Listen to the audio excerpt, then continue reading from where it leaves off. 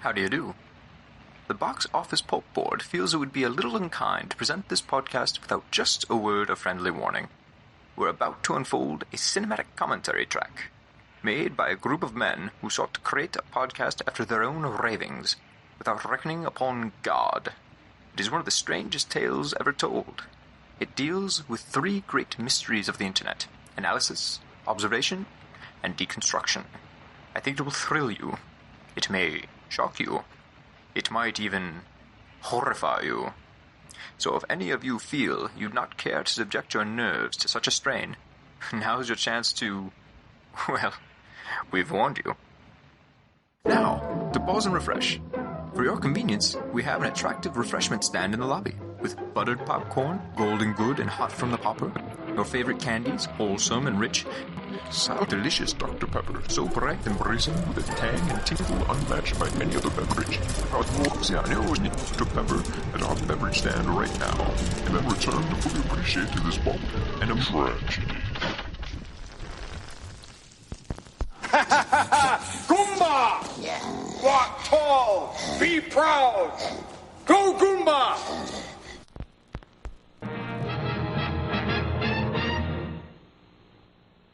The following movie is rated R. Welcome to Box Office Pulp, your one-stop podcast for movies, madness, moxie, and tonight, Mario Brothers. That's right, this ain't no game. We've got a bop and a tragedy for you based on Nintendo's legendary 1993 flop. Can't wait for all of this fungus. I'm so excited, as you can tell. I'm your host, Cody. Joining me today are my co-host, Mike. Say hello, Mike. How different would the reaction to this movie have been if it were specifically advertised as being based on Super Mario Brothers 2? You know, the world may never... If I had a genie, I would use one of the wishes to find out, though. That's something I would definitely waste a wish on. Also, say hello to my other co-host, Jamie. Hello, Jamie. You know, guys, due to a devastating childhood injury, I have no choice but to walk the dinosaur.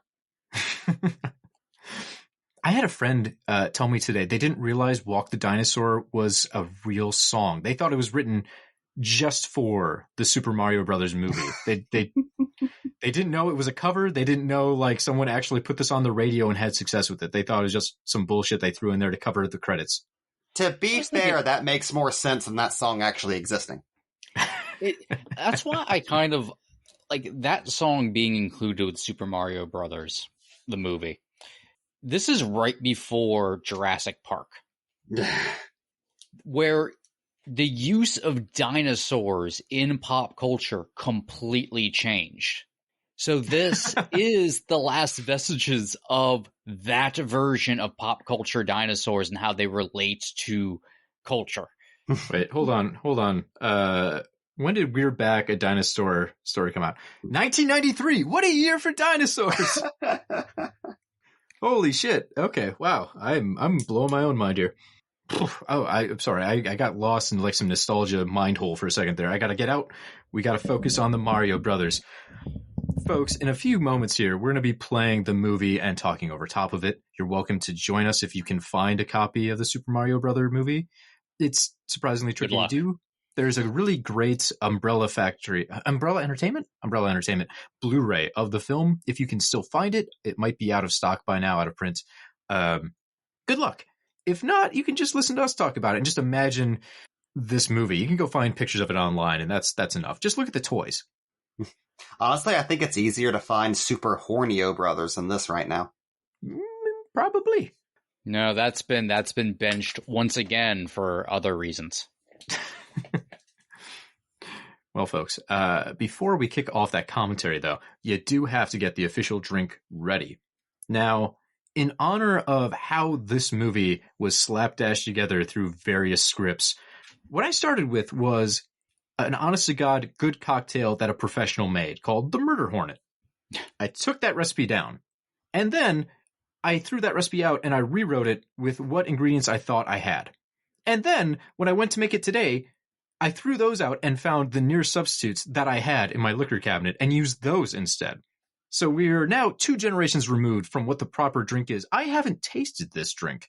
I call it I Trust the Fungus. Anyways, the original drink, and I'm going to give you the setup for the good stuff first, and then we can go back and I'll tell you what I made.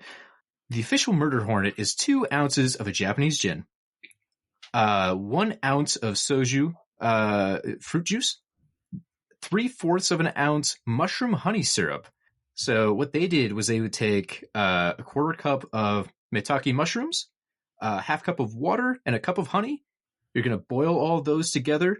Then you're going to emulsify the mushrooms. You're going to let that sit overnight and put it through a fine strainer to give yourself that thin syrup you can easily pour in like a simple syrup. And then lastly, 2 dashes of Angostura bitters. That's the Murder Hornet. That's a very good drink. You're going to love that. It's a really great blend of sweet and umami, and it's good. You're going to like it. My version, I didn't have Japanese gin, so I was going to use dry gin. I didn't have dry gin. So instead, I have 2 ounces of Empress gin, which is a blue gin that changes into a kind of purplish red once introduced to citrus. It's very floral. Then I was going to use, because I didn't have soju, 1/2 ounce of lemon and 1/2 ounce of lime juice. Fuck that. Why not be special here? I instead used 3/4 of an ounce of supasawa, which is, like the name kind of sounds like, a very, very sour, clear liquid that kind of takes the place of a citrus. It's like a sweet-sour mix. I made the honey mushroom syrup, as we described before, except I didn't have maitake mushrooms, I had shiitake mushrooms. Only difference there. Otherwise, the ratios all stayed the same. And then 2 dashes of Angostura bitters. I have thrown this into a coupe glass. I'm about to taste this thing right now. It's kind of an interesting red with a little bit of a golden hue around the edges, if you look at the viscosity.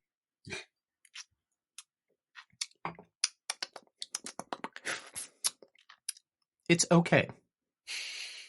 That's as much as I can say. So it's this movie. It's yeah. Like you get a little bit of the gin in there, but it's overpowered because I used too much supasawa. A little bit goes a long way.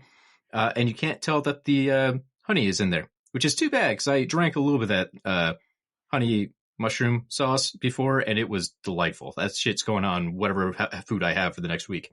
Now, correct me if I'm wrong, Cody. It was only after garnishing the drink with one of the remaining shiitake mushrooms that you Googled it and realized that was a terrible mistake and could have poisoned you. I still might have. So, to go along with the theme of the drink of taking the good recipe and substituting it for no reason with my recipe, the original garnish called for taking a tablespoon of salt, a tablespoon of sugar, and a tablespoon of mushroom powder, mixing those together and sifting it over the top of the drink for a fine, powdery kind of aftertaste.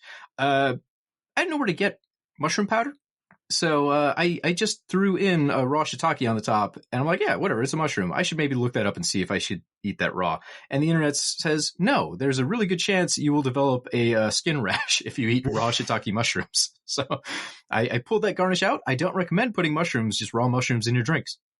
That's Box Office Pulp covering their own ass for legal reasons. Go with the tablespoon of salt, sugar, mushroom powder, or don't even put it in a garnish. It's fine. Just throw this in a little chilled coupe glass, and there you go. And kids, if you don't feel like making all that, I really recommend just steeping some mushrooms in hot water for about 60 minutes and making tea out of it, and have a good time. Nothing go wrong there. I keep drinking this drink expecting like one of these sips, I'm just going to get it, and the flavor profile is going to be really good, and it's just there. It's not going to happen. It's clean and dirty at the same time is what that drink is. It does look that way. It has that appearance. It's not bad. I can drink this, and I will drink it, but at no point do I think we can get to a spot where I take a sip and I go, yeah, this was worth all the work. So it's this movie. So it's really, I made the perfect drink. No. All right. Well, I think that's enough disappointment. Let's move on to, disappointment. The Super Mario Brothers movie. We're making Jamie very angry by shitting on the Super Mario Brothers movie right now. I was going to ask once we started going what the opinion was in the room of the Mario Bros movie. I thought we were here to trust a fungus, Cody. I just saw an interview today where Seth Rogen was talking about the Super Mario Brothers movie and how it made him realize as a child, oh, movies can be shitty. Like, he was in theaters all excited because he loved Mario, and then he saw it, and he's like, oh, this was bad. And before that, he didn't have a concept that movies could be bad. Which So I think is a little Batman and strange. Robin was to has many of that. us. Yes. I don't hate Super Mario Bros. As much as I make it seem. It's more for comedic effect. Of course. But I am absolutely not in love with this movie either. This movie is glorious. By and large, I'm glad it exists because it's so weird. Although I am a little bummed out because it meant that Nintendo sealed their vaults for like 20 years. See, I'm an outlier here. I'm an absolute fungus head.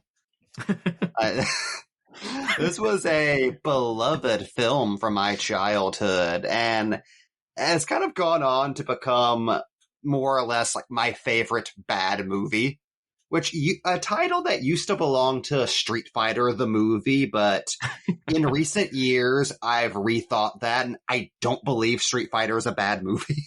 That's a film that knows exactly what it is and exactly what it's doing. Street Fighter is a great comedy. Like, that is a Steven D'Souza action comedy based on a silly, silly video game, and it's only trying to be that. This, however, is an absolute train wreck. This is what I love is you get people who say Super Mario Brothers the movie, like, you shouldn't say it's bad because it is a great underrated cyberpunk movie. And I stop and say, you're calling a Super Mario Brothers movie cyberpunk. That is where it inherently has gone wrong. I love that there is a cyberpunk Super Mario Brothers movie. That's incredible. That's existing is also against the laws of time and space. And how many times have I said over the years, you must always obey the laws of time and space? What if, okay, new idea for the commentary, folks. We're going to put on Johnny Mnemonic and this at the same time, and then we're going to Dark Side of the Moon this thing and see what happens. Jack me in. There'll be no one jacking anyone in tonight. Mike, are you ready to count us down for the actual commentary proper? I am so ready. I've been looking forward to this all week. Let's do it to it. All right. I'm going to count to 3. After I say 3, we press play. 1, 2, 3. Go production logos. So I love production logos that have just been made in like Movie Maker. Oh boy, we're going to watch Reboot on DVD. Which is coming soon. You'll be able to get Reboot on DVD. Yeah. I have my volume on 3 and it still sounds overwhelming. It's a very loud movie. I miss the Hollywood Pictures they logo. want you to hear it. The Hollywood Pictures logo makes me so goddamn nostalgic. It's that Very and much so. TriStar. Yeah. Oh, hey, the only time we'll ever hear this. It's so weird that they had iconic songs and stuff, and they're like, fuck, we don't need that. Just put in some chipper, like, comedy music from Silvestri. It'll be fine. I just want to say, years and years before it became standard, Super Mario Brothers movie did the thing of, and then we play the old version of the theme to remind everyone of innocent times before things get real. The thing every Pirates of the Caribbean trailer would later do. I want to talk about this intro for a second, because this is a sign right here something's wrong. The easiest home run in the world for a Super Mario movie would be to, just hire the art department from a Super Mario game and just do that on the big screen. Just do that. Instead, they're like, here is some weird point-and-click adventure graphics from like a 1992 CD-ROM game. It's from Dingo Pictures. It throws me off because I'm like, guys, it would be even easier to do it the old way. You'd have like fucking 16 bits to work with. With Dan Castellaneta here as not Mario. It's so weird. Yeah, I didn't even believe it when I looked up on the credits. Like, the fuck, they got Homer Simpson to do like this 2 seconds of narration? This fucking metal logo. I like the metal logo though. It's legitimately great. do. Okay, I gotta talk for a moment before you launch into your movie facts, Cody, because I figured you'd have something to say about this. This absolutely fascinates me. Okay, in preparation for this, I read the original script, like the original first draft of the very first attempt to bring this to screen. and read detailed synopses of the 8 scripts between then and the final production of this movie. Well, I said Jesus Christ, but that's not that uncommon. There's a lot of movies that rewrite and rewrite and rewrite. This one's particularly bad, but it's bad because all of those rewrites were in the space of like 2 months. Yeah. Well, the very first script opens like this. This thing I have always assumed like had to be like a last minute rewrite or something because it's so incongruous with both the rest of the movie and anything you'd expect from a Mario movie. This is how every single draft opens, even the original, which is a lighthearted family fantasy movie. And I should point out, too, if you have the Umbrella version of this movie, one of the special features is a work print of the film. And it starts with this because they didn't have like the special effects for the opening with, the shitty CGI dinosaurs. Or not CGI, computer dinosaurs.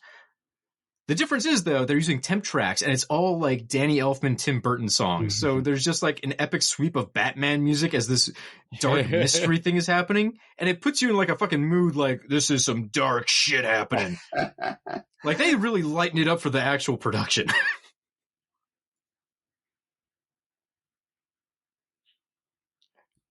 That work print is fascinating to watch because it's not in perfect condition. Apparently, there is a cleaned up and even further extended edition somewhere on the Internet Archive you can find.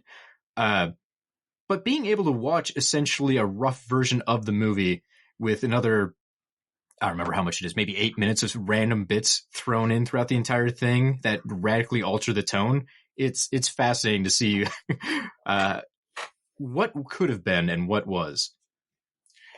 Like I was saying to the two of you earlier today, it's as if every version of this movie, but the final one they made, could have been quite good. It's like even that extended version, which is still a train wreck of a movie. Like you can see, like, okay, a lot of stuff that's very random and inexplicable. The theatrical cut does have a purpose. There actually were character beats in this movie at one point. Oh, yeah. Although there's still weird things that are, and this is common for every movie, but like actors making a backstory that they just had to do on their own because they needed something to grasp onto. Like John Leguizamo says, well, I don't have a mustache because I'm rebelling against my family. And part of what he mentions is like the opening pan we just saw a second ago. They show the Mario's father, who also has a mustache, and his brother Mario has a mustache. So Leguizamo decided, I will not have one. Which I don't know if that's true, or he just couldn't grow a mustache, so he needed to like find a justification inside the character. Luigi not having a mustache comes from the fairly early drafts. As they knew it's interesting, like pretty much from the first screenplay onward, they settled into the idea that Luigi is the actual traditional hero of the movie, with the one with the romantic lead, where Mario is, the grouchy Danny DeVito older brother type. They did try and get DeVito, didn't they, at one point for the role, but it didn't work out? Pretty much everyone you'd think would be Mario was asked, and also every leading man in Hollywood. They wanted Keaton for Bowser. This is, I believe, the famous scene where Leguizamo accidentally broke Hopkins' arm because he had been drinking in his trailer because things were going so poorly. I was with the scene with the police car later, I think. It might be this van. I'm pretty sure they were drunk in most scenes. They were drunk here. No, they were drunk in a lot of the scenes, but from what I remember of him telling us was they hopped in the van. They're told they had to get in here, and he said, I'm a bad stunt driver to begin with. But he hit the accelerator too hard, and then he hit the brakes, and it slammed that door shut on the far side that you see is open right now on his hand and essentially broke it, so they had to put on that flesh cast. Anyways, let's get some of these movie facts out of the way, because there's a lot to talk about here. We'll run through them. So many writers. So many writers. This was directed by Rocky Morton and Annabelle Jankel. They're probably most well known for creating Max Headroom. That property that definitely screams, make a Super Mario Brothers. Our screenplay is by Parker Bennett, Terry Runte, and Ed Solomon, of all people. Yeah, Ed Solomon. You know him from a long string of blockbusters like the Bill and Ted trilogy, the Now You See Me movies, and the Men in Black films. Like, Ed notoriously Solomon wrote your famous, childhood. good, yeah, screenwriter. So he's in the mix. Our cinematography is by Dean Semler. Semler is an Australian cinematographer with some really great films under his belt. You know his stuff. He's done some of the Mad Max films, Mad Max 2, Beyond Thunderdome. He also did Razorback, Waterworld, Apocalypto, 2012, Secretariat. And he also served as the second unit director for this picture. Our cast, boy, they really did a great job on this cast. I will for sure give them that. Bob Hoskins, he's a legend. You know him from a million things. Who Framed Roger Rabbit, Brazil, Hook, The Wall. God. I can't imagine anyone else being... Yeah, I can't imagine anyone else being Mario, though, after him. Like, he just did such a wonderful job, even though you could tell he didn't enjoy being in the picture that much. He was professional about the work. John Leguizamo as Luigi. Like, oh, man. He's having a little bit of a career renaissance just because Violent Night and The Menu were both surprisingly big hits. But also, you know, he's in the John Wick doing some character acting stuff. He's a lot of fun in Land of the Dead. More iconic voice work than I remembered. He's in Titan A.E., he's in Encanto, he's in Ice Age. Like, just one of those roles would probably be enough for people to go, wow, that guy is a really professional, cool voice actor. We should get more shit. Award-winning one-man show. He wrote a graphic novel a while back, has a music career. I have the biggest crush on John Leguizamo. He really got me. He's Romeo and Juliet. Romeo and Juliet is where he got me as a kid. Like, oh man, just fucking Tybalt. What a role. Man crushes on John Leguizamo's side. Let's talk about Dennis Hopper as Koopa. Jesus Christ, we got another Land of the Dead alumni. Too many great roles to really list, but let's just talk about Blue Velvet, Speed, Easy Rider, Texas Chainsaw Massacre 2, which I wish he had chainsaws in this movie. Samantha Mathis is another one of those people that I didn't realize was in some other pretty famous stuff until going back and looking at her filmography besides this movie. She's the voice of Krista the fairy in Fern Gully, The Last Rainforest. Maria Castle in the 2004 Punisher. That will forever be the other thing she's in for me. Yeah. I saw that and my jaw fell. I was like, what? And she even had a small role in American Psycho. So she's got some cool stuff going on. And lastly, there's obviously, like, I should mention Spike and Iggy, but I got to keep rolling. We got too many movie facts. Fiona Shaw as Lena in this one. An entire generation of fans know her as Petunia Dursley in the Harry Potter films. So it's very weird to see her pop up in this thing. As a femme fatale.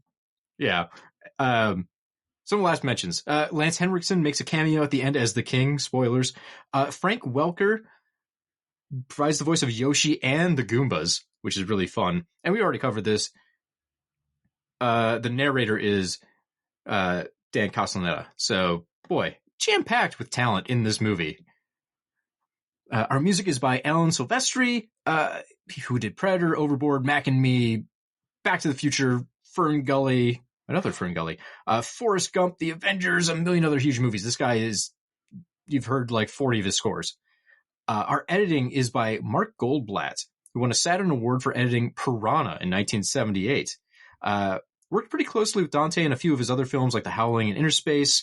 I really appreciate that he did Piranha and Humanoids from the Deep. He was the editor on Halloween 2, The Terminator and Terminator 2 Judgment Day, Commando, Rambo First Blood Part 2, True Lies, Hollow Man, Nightbreed, Predator 2, a bunch of other really cool genre stuff. That's my favorite part about going through these movie facts. If I just read them to you blind and tell you it's a Super Mario Brothers movie, you would assume, Jesus Christ, the amount of talent they have assembled for this thing, it must come out good. Oh, it's like Hodorowski's Dune. So the movie was released May 28th, 1993. It was budgeted at around $48 million. They were looking to do it for less, and they had to bring in Disney for distribution through one of their other channels just to get the rest of the money to kind of cover how much this was costing. And in the end, the box office worldwide came out to $38.9 million. So it was a big money-losing deal for everyone involved. And it's so bad, Nintendo basically just said, we're not going to do movies until, well, now we've got a new Super Mario cartoon coming out to theaters as we speak. It's already out, actually. Spoilers for time. This movie specifically is why Nintendo went control crazy. So control crazy that whenever they were developing a Legend of Zelda TV show years later, they canceled it when people found out it existed. The same with their Star Fox show for Netflix. It was leaked, so they went, no, fuck it, you don't get it now. Which seems insane to me, but I'm not Nintendo. Jamie, in any of the other drafts for this movie, was Princess Daisy ever Princess Peach? No. Peach didn't exist yet. Yeah. There's a lot of in Japan and in America talk when you go into these things with localization. But if I remember correctly, in Japan, Peach was always Peach. It's changed to Toadstool in America to avoid confusion. She wasn't called Peach in an American game until Mario 64. So in the original script, she was Princess Hildy. From the second draft onwards, they changed her to Daisy from Super Mario Land, just because that was the only first name to a princess they had, and they were working pretty much without any input from Nintendo, so all they had lore-wise to base any of this shit on was what was in the American version of the games and what was in the Super Mario Brothers Super Show cartoons. Mm-hmm. Because it's crazy how in the first, I believe, second draft, Yoshi shows up and isn't called Yoshi. He's called Mario Jr. Because all they had was just the fact that Mario rides a dinosaur in Super Mario World. Because it hadn't been released in America yet. So weird. But there's still like a Mario Golf reference in here. Yeah. There's a Mario Kart sequence like, before Mario Kart. Well, that's what I was about to say. Like the Mario Kart thing, I wonder if that was, it was out pretty close to when this came out. I wonder if the two inspired each other, or this would have come out slightly before, I suppose, in America. But if you look at the lore of Mario, which has never been super deep, it's not like you need to pause and if I don't collect all of the audio logs, I'll never understand BioShock. It's not one of those game series. But to this point, you got to remember, this movie came out in 1993, right? Before that, we had Super Mario Bros. 85. Super Mario Bros. 2, 88. Super Mario Bros. 3, also 88. Super Mario Land, 89. Super Mario World, 1990. And Super Mario Land 2, 6 golden coins. I didn't write the date for that. I apologize. But that's what they had to work off of. And it sounds like a lot, but those games are just platformers. There's not much lore in there. There's not a lot of in-depth stuff you're getting out of any of those. You get some colorful characters and locations. And I don't know, maybe there was more in the game manuals back then that explained what was going on in this universe. But there was stuff in the game manuals, but yeah, it wasn't until later that Nintendo buckled down and really built out the lore. Like now there's, the Mario Wiki and there's like Mario encyclopedias and shit. Mm-hmm. But at the time, really the most that existed outside of the manuals was the Super Mario Super Show. Right. And I wonder how much they were fighting against that show when they first started, which would explain why you hired the creators of Max Headroom. Because the show wasn't particularly well renowned, was it? Like it obviously lasted more than the season. It was popular. Yeah. They lasted way more seasons than you'd think. Yeah, but it didn't scream cinematic. So I could see them saying, okay, we need something different to stand apart from that silly thing we did before. Oh, yeah. This was at a time, too, where it was, well, it's a movie now, so this is like the actual version of it versus the thing that it's based on, which you got with anything based on cartoons and stuff like that. I mean, even to a degree, like I love the Addams Family movie, but if you stop and think about it for a second, up until like the last minute, that was a version where, and then Fester was replaced with just a dude, a hitman. Yeah, like that. Like there's a lot of so fucking. There's a lot of such a fucking weird ass movie. Especially post Batman. Oh, where, absolutely. Right, yeah, that changed everything after it, and the tone, that was the way to do it. Yeah, and people took things a little studios took things a little bit differently, where Batman technically was just Batman, but to them it was, oh, that's like the real, like, cinema is completely different, so you don't just translate it exactly. Hold on, I want to point out, this is a beautiful shot. Like, this is so well done. Like, it's a great interesting composition. A well-directed movie. This is a very well-directed movie. I mean, some of the shit in Dino Hatton is the set design is unimpeachable. Everyone recognizes that it's fucking outstanding, and you're never going to get that kind of production work again. Like, it would be too expensive to do it that way anymore. People tell you, no, you got to do it with CGI. So I get it. That you got to appreciate this because it's basically a dinosaur. It doesn't exist anymore. Also, before we get too far away from her kidnapping, real quick, I just want to say, if you, like me, have been baffled as to why Mario's girlfriend Daniela is in this movie, she's supposed to be Scapelli's sister. And whenever they rescue her, Scapelli forgives the debt that Mario owes him in pretty much every draft other than the one they shot. Scapelli's point in every single draft is to be some kind of in-law to Mario who's holding a debt above him. In most drafts, Mario's the one who floods the tunnels because Scapelli is blackmailing him. Scapelli and Daniela have a reason to be in the movie. All of that really makes a lot more sense than what we ended up with. In this one, he gets turned into, spoilers, a chimpanzee, and then they just kind of forget about him. Monkey. Does that ever get reversed? Is he just permanently a monkey? As far as I know, I believe so. That was actually a last-minute addition by Ed Solomon.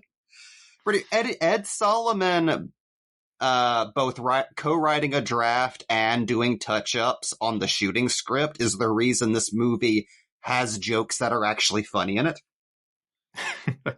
I'm not surprised. Because the third act super changed. But before we get too far away from, like, the Mario lore, what I do think is kind of cool about this movie, like from a historical standpoint, there's this, and then there's an anime film released in Japan that is probably the earliest Mario adaptation. And that's I just found out about that yesterday. I didn't know that existed until now. It only like recently leaked online and available to like properly watch it, but that is also like even more so completely making up the lore as it goes because there was literally none. And this stands as really like the last thing of a version of Mario that doesn't exist. Like Mario being a plumber, like kind of just comes from the Super Show and carried over to here. But that's not actually part of the lore. Like part of the lore now, the official lore is that Mario and Luigi are from the Mushroom Kingdom, instead of being from Brooklyn and transported to the Mushroom Kingdom, and that they were plumbers. And I wonder, too, if the inspiration carries out into even stuff like Mario 64. Because through that game, right, you're in the castle, and then you kind of jump through a dimensional portal that dissolves you, and you go into... I have always been convinced that was borrowed from here. I feel like as much as people maybe don't want to admit it because the show wasn't successful, that seems like it probably came from here. Because, yeah, you did jump worlds in the previous Mario games, but it didn't feel like different dimensions. You would pop into a pipe, right? And it would just spit you out into a different section of the Mario universe. I don't know. Can't prove anything, but it's my theory. This is both a terrible effect and also really, really fucking weird and off-putting. It's disturbing, yeah. A little bit, yeah. This cost $14 million. Daisy. So it is, in reading the different drafts, it's amazing seeing the amount of rigmarole they end up going through just to get Daisy, Mario, and Luigi into this fucking kingdom. Where in the first draft, Koopa just shows up at Daisy's job, says, "I'm a friend of your parents," and then walks her into a reptile-themed restaurant where there's a warp pipe in the back kitchen. And then he pushes her down that, and then Mario and Luigi, who are running from the mob at the time, run in there and jump after them. Because we should point out, we are almost 23 minutes in this movie, like 22:50 right now. There's an hour 22 left. That's a pretty big chunk for them to basically just be doing setup. And it's not like New York really matters that much in this version. Oh no, Hell from Spawn. So on the Umbrella DVD, it's this, Mario just falling through the dimensional chasm, but set to Walk the Dinosaur. And I was writing notes, so I left that DVD menu up for too long, just hearing that stupid beat play over and over. Everybody walk the dinosaur. I won't spoil it just yet, but in earlier scripts, that weird Doctor Strange dimension comes back in a big way in the third act. Ooh. Do they fight Dormammu? You're not that far off. All right, so we're about to wander into just an astounding set. The production design was from the same team that did Blade Runner, which isn't a surprise when you see it. The thing that throws me is they didn't have a sound studio that was big enough to hold everything they wanted to build. So they went out and found a giant abandoned cement factory and built the set around that.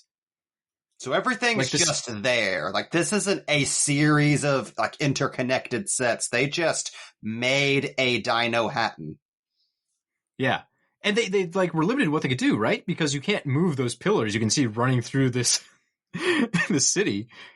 Those don't go anywhere. They hold up the building. So they just had to design around them. They said, I'm forgetting the numbers, but the set was something like 90 feet tall they had to work with. And, over like a football field long. So they literally basically stuck New York into this giant warehouse and just filmed all those scenes throughout this insane design.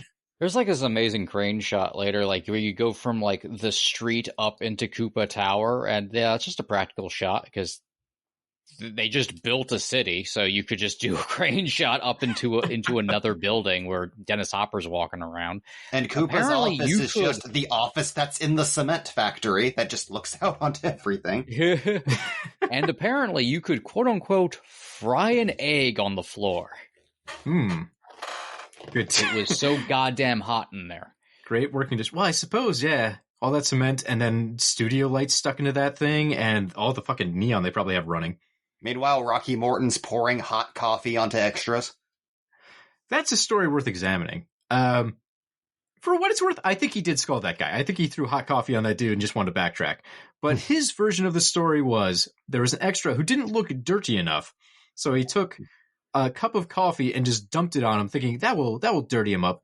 And the coffee was scalding hot and burned the extra.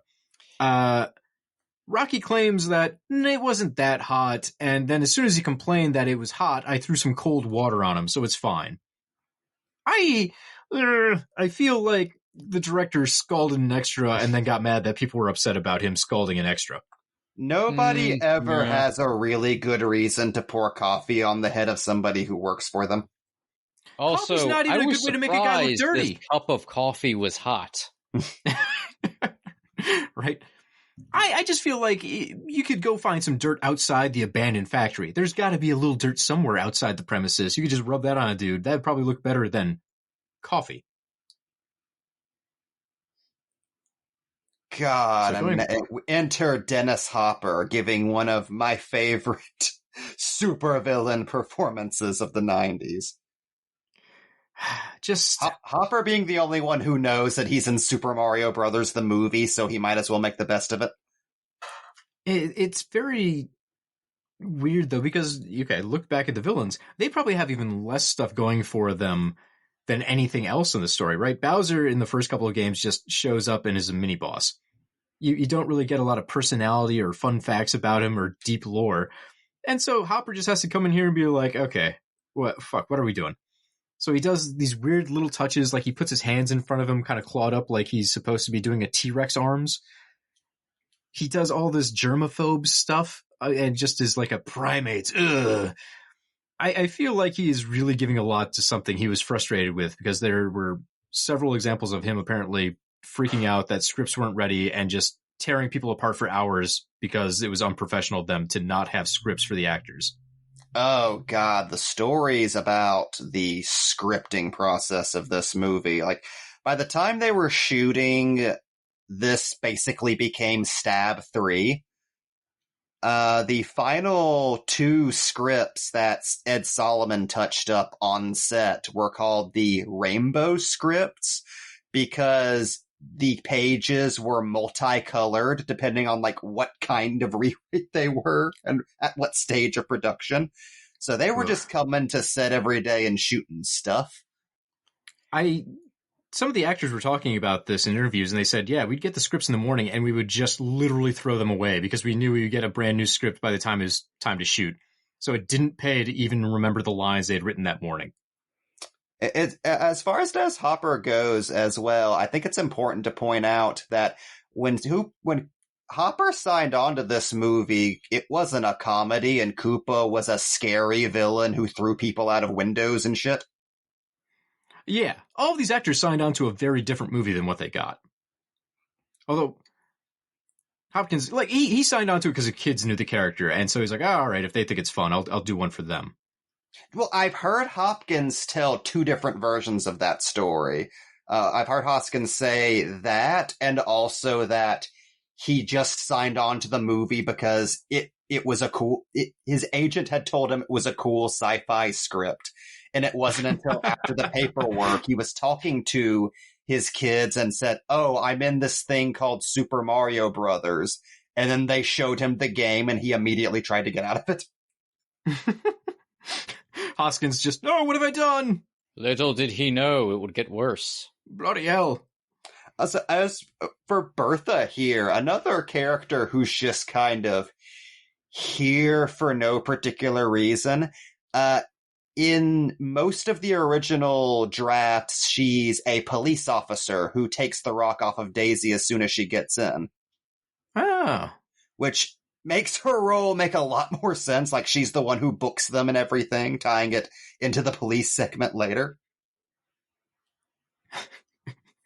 So there are a lot of phantom characters in this final script that are composites of other characters or are decomposited composite characters that were broken back up into separate people at later drafts. See, my theory was always she was supposed to be like Bowsette. Yeah, I assume she was one of the villain characters, just like, how do we make this a human? Speaking of weird translations, here's our Toad. Mojo Nixon, a legend. Someone explain this. Explain this version of Toad. I can. Go, Jamie, go. Okay, so in every version of these scripts, Toad is the 3rd lead character. Like, he's the Mario Brothers assistant. And in the original draft, that's still like fantasy focused, he's basically Benny from The Mummy. Like, he's this sleazy thief who's constantly betraying the Mario Brothers and is like informing on Koopa for them and everything, and is very like cartoonishly evil. That gets softened in the later drafts when it goes to sci-fi, where he's a chameleon character who's like a Junkrat type scavenger dude, like, ugh, give me your mushrooms, ugh. Which then gets softened further into he's a street musician who helps out the guys, but is still like a reptile scavenger dude, which then gets softened further when he's combined with a second character who is a heroic Goomba who takes pity on Princess Daisy. So, yeah, you're basically seeing, like, a copy of a copy of a copy of a character who was combined with another character's storyline. I like how none of that explained why he's just a dude. Budget. That is true. Which is also why he gets turned into a Goomba. They couldn't pay the actor anymore.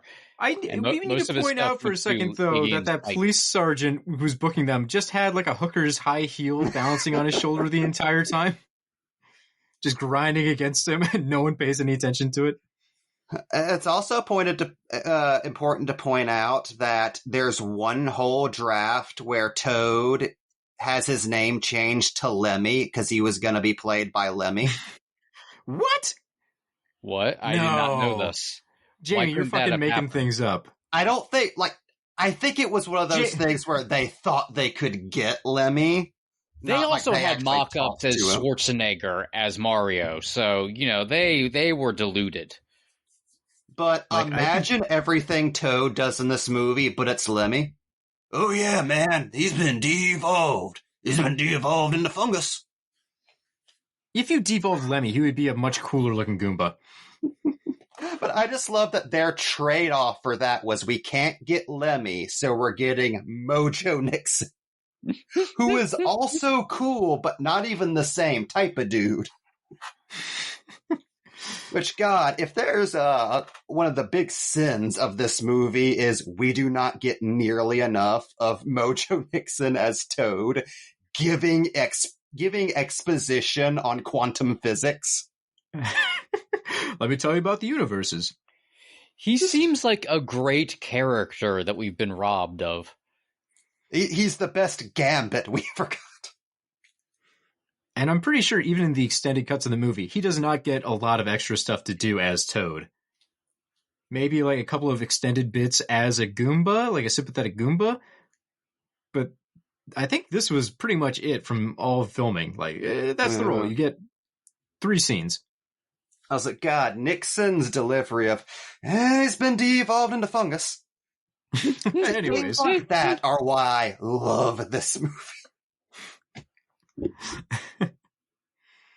Now, as you pointed out, Jamie, it's amazing how much of the movie's identity is really shaped around them just being in an old factory. Because this office, I'm sure it was just like the office down on the floor, so the manager could sit there and oversee people. The prison cell, not the one we were just at, but the one that had the princesses or the other kidnapped women. You can just see all the concrete around that. They barely dressed it. They threw in a couple of things, but it's more or less just a concrete bunker from the original factory. It works in the movie's favor. It makes it incredibly oppressive. Oh, yeah. That brutalism goes a long way to kind of exemplify Koopa as a leader. You can make the environment speak it for you. And it gives everything a nice unity to it because it's all tied together with that same concrete look under all the other shit. Also, Larry Lazard pops up about halfway through the scripting process, and this is originally supposed to be Koopa's introduction, so it's actually a reveal whenever he's Koopa at the end, which makes the scene make so much more sense, right? It does seem very silly that he gains their trust to immediately flip the switch when they don't answer his first question. Like, why did you go through all this hassle lying to them if you're immediately going to break character? Yeah, when the scene first pops up in the scripts, it's also with Daisy and not the Mario Brothers, so again, a little more sensible there. Ah.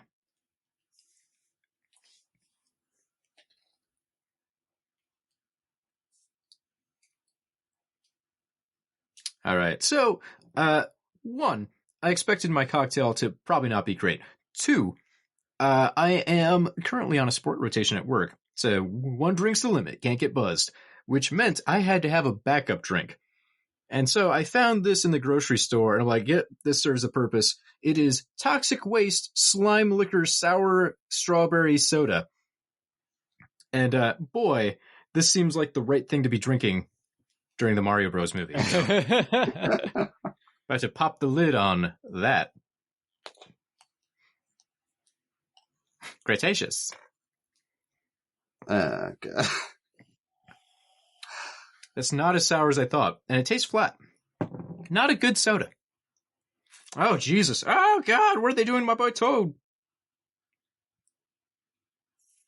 So in the work print version of this, after they devolve Toad, there's a guard that sneezes, and Bowser gets pissed about it. So they throw him into the de-evolution chamber, and they reduce him to slime. You will notice the slime on the floor later when Bowser kind of slips on it, and the Mario Brothers throw him into the chair. That's all been cut from the movie. It's also really horrifying. It drove me crazy as a kid because it's in the making of, but not in the movie. Yeah, why is there slime here? Also, this is terrifying. This freaked me out as a kid that our good guy Toad was just morphed into this horrific, weird little head man. The de-evolution is such a silly idea, but so cool. Like, it frustrates me that this is the one franchise to do this as a gimmick. It just makes me happy how much Koopa loves the Goombas. He's so amused. Be proud. Koopa Troopa. Again, I don't want to live in a world without walk tall, be proud, go Goomba. Also, Hopper announcing his own background, T-Rex, the Lizard King. Like, he's just the fucking line delivery on that. There's guys who would have just taken this paycheck and rolled. Yeah, you can see like the slime on the chair there for a second. It's on the floor when these guards slip around. It just makes it look like the Goomba shit before he walked off. Yeah, like he threw up everywhere. Also in the extended cut, it's not explained well because the effects aren't completed, but he goes into the chair slightly longer. And there's a moment where they go to check on Koopa. After he comes down, his eyes do this thing. Obviously not the work print because there were no effects. But the guards go to check on him, and they stare at him for a long time like something horrible has happened to Koopa. And they won't explain to Koopa what happened, so he just starts screaming at them, "What?" And then the scene basically ends. So I don't know if they had planned at some point to maybe CGI up his look a little bit more for the rest of the movie, and that idea got dropped. Well, in most of the previous drafts, Koopa's slow transformation into a more primal version of himself is like his entire thing, especially in like the darker, like hard PG-13 draft. So he's supposed to be like there's supposed to be a lizardification that's going on throughout the whole movie. Yeah, it definitely, the way it is now, it feels like a drop bit. Yeah, I mean, that's why it always feels like he's about to have a final transformation and then doesn't. Like, I mean, just to get into this for a second, is the original ending of the movie when they actually go to Earth is for more than 5 seconds in a gravel pit, is Koopa actually transforms and climbs the Brooklyn Bridge, and Mario fights him on the Brooklyn Bridge, and he's like gigantic and shit. And I think like he has a Yoshi tongue, doesn't he? I think so. Yeah. Yeah, and he eats the Bob-omb or whatever, and yeah, that'd been more satisfying because the Bob-omb here is a lot of great buildup with people like, "Oh gosh, Bob-omb," and they're freaking out. So it gives the impression this is going to be major. That long buildup of it walking around the city, and then it goes off and it basically just knocks Koopa into a tank. Like, it doesn't even kill him, doesn't stop him, it just kind of knocks him across the stage for a second. It really doesn't have a purpose in the plot. Oh god, the whole finale with Koopa is like in the script, out of the script, in the script, out of the script. When Solomon writes his draft, Koopa's de-evolved off screen, and as just a joke, it cuts to Koopa and he's Yoshi. Which I am convinced is in there entirely to cover their ass if the other Yoshi stuff didn't work. So it's like, okay, we have a use for the fucking puppet we made. Didn't this movie start production like $20 million in the hole? Because much like Superman Returns, it was every single script was already counted towards the budget. Yeah, pretty much. Yep, they wasted millions before they settled on anything to start production, which is part of why they ran over, part of why they needed Disney's help to finish it. Which means legally, this also counts as the Rain Man script. Was gonna say. So one thing that never occurred to me till recently, because I have a small brain, right? This is supposed to be an alternate dimension split off of ours, where the dinosaurs lived. which meant they didn't have fossil fuels, which is why their cars don't have gasoline. That's why they're hooked up like bumper cars to an electrical grid. I'm not sure where they're getting the electricity from, but they don't have oil to burn, which is why the cars are stupid. There's a lot of thought that went into this, which amuses me. Well, yeah, if you listen to the guys talking about the production design, it's bananas. They had so much thought that went into everything and how they could tie it into the game. Like, oh, okay, so this is how a coin box could work in this world from the game. And they really had it thought out. You don't see most of those details, or they're passed by so quick they don't have time to expand on them so the audience could ever understand. But the people making it did take the time to plan out all that shit. Well, what kept happening was they kept developing drafts that would strip out all of the video game stuff to make this pretty much just an independent IP. And then the next person writing would then overcorrect by throwing in lots of Easter eggs. And then they'd get taken out and then they'd get put back again. So Okay, you end up with like this crazy mishmash. As an action scene, it's pretty cool. We have cars that are just spitting sparks and driving through fireballs. It's pretty cool. This shit is awesome. It's pretty cool. This is delightful. But yeah, scenes like this are where I point to the screen and go, okay, how bad is this movie? Really? But I would say, again, I enjoy a lot of this movie. I would not call it good. So I hate the idea of guilty pleasures, but I recognize that I don't think this is particularly the movie it could have been, but there are spots you can enjoy. I compare this a lot to Bram Stoker's Dracula for me. It's like, I'm reluctant to call it good, but it's such a great train wreck. I can't say it's so much imagination. It's just wrong. I have never understood why people talk about Bram Stoker's Dracula being awful. Because there are people that talk about it like it's just the biggest piece of shit. I'm like, I don't see it. I think maybe some of the acting's obviously a little stilted. Keanu gets shit for a good reason. But I don't know, from like a production design point and story point, like I'm on board with everything it's doing. I don't see a lot of shit where I'm like, that was a mistake, rookie. I don't know. I think people get really hung up that on people have Keanu. I think that's true too. And it is odd. Like, I love Bram Stoker's Dracula. It's fucking odd, but I would say it is a very good movie.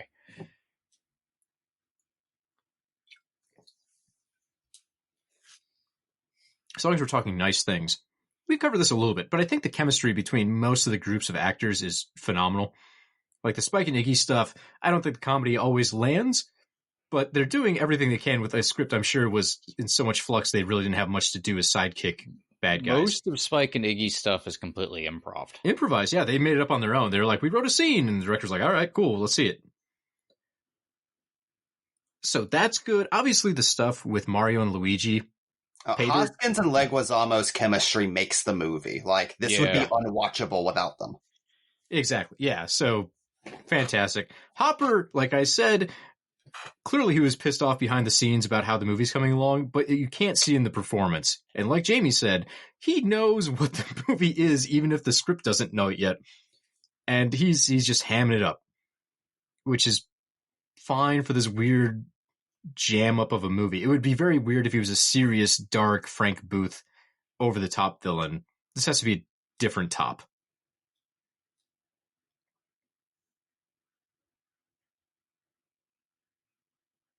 I don't like seeing Lena over here serving Emma Frost energy.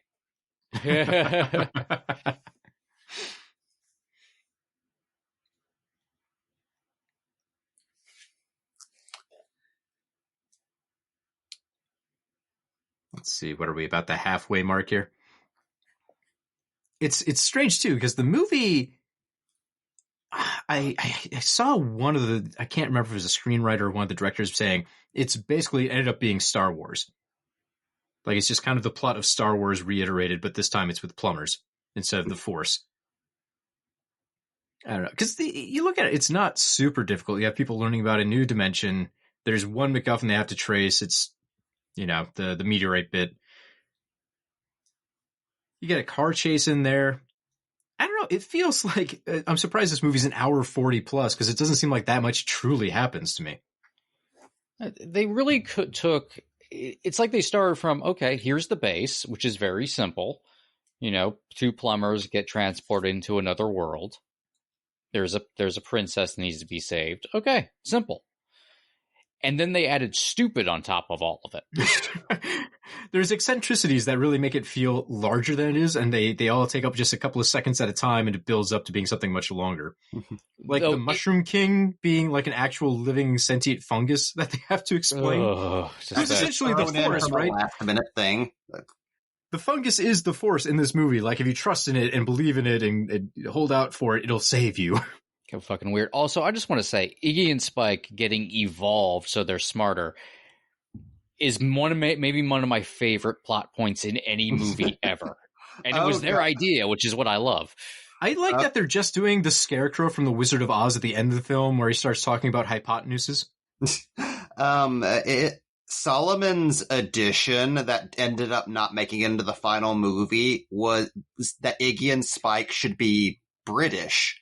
And when they're stupid, they're Cockney. When they become smart, they speak posh. That's awesome. And instead of wearing scarves and sunglasses, they wear ascots and monocles. But no, they would have lost the British market. Actually, before we go any further, if you guys didn't mind, I could talk a little bit about just the backstory on how this movie came together and talk a little bit about the various drafts. Please do. That seems like the time. Okay, you could make a fucking documentary about all of this, so I'll try to go through it as quickly as I can. But I think there is, actually, isn't there? On the Umbrella Factory, I keep saying factory because I think Shout Factory, the Umbrella Entertainment release, there is a pretty long making of feature that goes into a lot of the history of it, with a couple of folks from production being interviewed. So I want to say there's probably like an hour out there, maybe not quite an hour, but like a good 40 minutes of them just saying what they thought the deal was with all this stuff. It's very enlightening. Well, everything began when Roland Joff, the producer of The Killing Fields, which is mentioned in every single bit of promotional material for this movie, and I fucking love that. High on that success was seeing the rise of stuff like Batman, and for reasons I've never seen fully specified, thought Mario was just going to be the next ticket to the big time. So, in something that boggles the mind to think of today, he just went to Nintendo personally and asked if he could have the rights. Not specifically a company or anything. He's just like, hey, can I personally make a Mario movie? And they were like, okay. Well, they talk about that story in the making of. So he said, yeah, I went up there and I said, can I have Mario? And they went, well, what's your pitch? Like, what's your story? And he gave him a rough outline of what he thought it would be. He makes sure to point out what I thought it was then, because obviously that's not what they ended up with. And they went, oh, we like that. But why should we give it to you when there are other people out there willing to spend way more money or who had way more means than you? And he said, well, they're not here right now, are they? And the people at Nintendo were so happy with that answer, like, oh, the ball's on this guy. They're like, yeah, fuck it, write up the contract, give it to him. He's right. He is here right now asking for it, and they're not. Oh, God, that was a big thing about international business culture back then that plays hugely into the history of Nintendo, is just how difficult Nintendo was to reach at times. Because that's the day when people are still communicating over fax and shit. And no one's making a late-night cellular telephone call to Japan to talk over character designs or something. So a lot of business deals got made by people just putting the legwork into actually going to Japan and talking to Miyamoto and Yamauchi. Right? Like, it shows you're pretty serious when you're like, I'll take a 14-hour flight to Japan. I'll fucking just do it. It's fine. The Virtual Boy happened because an inventor just went up to someone from Nintendo at a convention and had the balls to say, will you buy this ready-made console for me, and say it's Nintendo's? His whole idea is, we're going to do a Ghostbusters style, like, fun for kids and for adults, sci-fi fantasy comedy. He doesn't have like a super like nailed down version in his head, just like this vague outline. So the first writers who are contacted are Tom Parker and Jim Genowine, the people who wrote the Flintstones movie a couple of years later. So people who are very good at making that type of movie. And initially it's Greg Beeman who's attached, the guy who would make Mom and Dad Save the World a couple of years later, which would bomb so hard he would be immediately taken off the project. Which, by the way, Frozen in carbonite and sent into space. Is that movie good? I remember trying to watch it as a kid and not getting more than 15 minutes in. I've never seen it. It's streaming a few places, I believe. It's one of those movies that haunted basic cable when I was a kid, but just I could never get through it. But yeah, their initial pitch is dubbed the Wizard of Oz pitch. And whenever that falls apart with Greg Beeman, that initial fantasy, like faithful to the Mario Super Show pitch, then gets abandoned for a pitch by Parker Bennett and Terry Runte, who were picked personally by... Sorry, I can never remember these fucking directors' names. By Rocky and Bullwinkle. They picked these writers personally because they were attracted to the initial script. But by the time they were looking at it, fantasy seemed like it was out and sci-fi was in. So the bones of that fantasy script were then changed into a sci-fi script, which became known as the Ghostbusters script. After that, no one was really happy with that script, so Dick Clement and Ia Lafrenas were hired to write what then became known as the Die Hard script, which was a much harder, action-oriented script. I'm assuming that's where Bruce Willis came into play? Yeah, that has the infamous John McClane cameo, where Mario and Luigi are going through a ventilation shaft, and John McClane, as played by Bruce Willis, was going to show up to point the direction they should go. Which is the only joke in that entire script, so it's even more out of place. It feels like we know this shit ain't getting made, so we're writing this scene in to amuse ourselves, is what it seems like. Yeah, that script was then revised by the same writers as the Mad Max script, which was still action-focused and like a hard PG-13, but had a lot more sci-fi theatrical stuff in it. This was the one that would have a Mario Kart, a demolition derby scene that sounds like something from Fury Road. This is the script that got all of the actors to sign on to the project. This was the semi-prestige Blade Runner cyberpunk movie that they wanted to make. At this point, the movie was running out of money because of the amount of money they'd sunk into it already. So they had to partner with Disney to get it finished and distributed. So that led to what became known as the Disney Princess script, written by Ed Solomon and Ryan Rowe,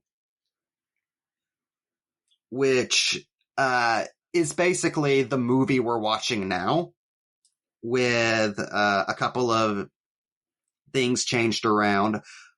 This was done without the director or cast, or I think even the producer's knowledge. This was basically a complete Disney move. So the directors nearly quit the project based on this, but decided, okay, we've already spent years of our lives developing this. We might as well film the damn thing and see if we can wrestle control back. So as they're filming, Ed Solomon's brought in to do on-set rewrites for a little while. He leaves, and then the directors take Parker Bennett and Terry Runte, who did the second draft, and bring them on set to write further rewrites, undoing Ed Solomon's rewrites, and that's the train wreck we're watching. Oh boy. But on the plus side, we got an animatronic Yoshi that's pretty interesting. A weird match, but this is the kind of movie it belongs in. Hyper-realistic Yoshi is both terrifying and adorable. Also, just the refusal to put the characters into their proper ridiculous. colors. They get to it eventually, but they fight what should be the most simple thing in the world? Hey, have Mario wear a red shirt and blue jeans. What fascinates me is never. The philosophy, because this is all before no one was really thinking sequels or anything like that. This is before that time where franchise wasn't really a thing. So this was this is to the directors and to the producers. This was a prequel to the games, and the games are what comes after this story. And that fascinates me. I hate that thinking so much where it's we need to explain why he would ever wear that poncho. It's no, you don't. That doesn't need to be part of a prequel. They can just wear their classic shit. I always get so frustrated in movies try and do that shit it's a setup, huh? Isn't it important we know how this one little fact came to be? No, it's not. Also, boy, I know they joked about trying to push the limits on a PG, but the fact they wrote a script with strip dancers and then they still filmed that and everyone went, yeah, it's fine, blows my mind. There's an extended bit too where Spike and Iggy go on a long 3-minute long rap, and there's clearly strippers behind them doing their thing, and it's just fascinating that was all filmed. They didn't think, is this a waste of money? Nah, it's a rap specifically a rap from a family movie. Just with assless chaps behind them. It's like this movie defined in a single moment. This movie has hookers in it. Yeah.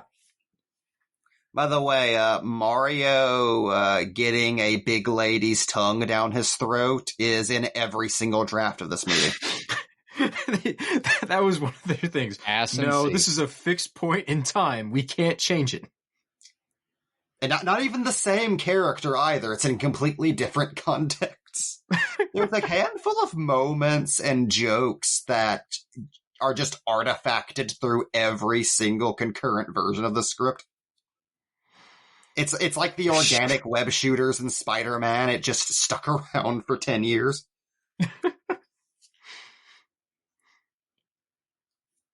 What a scene. What a scene. Just stick your face in there, Mario. Get in.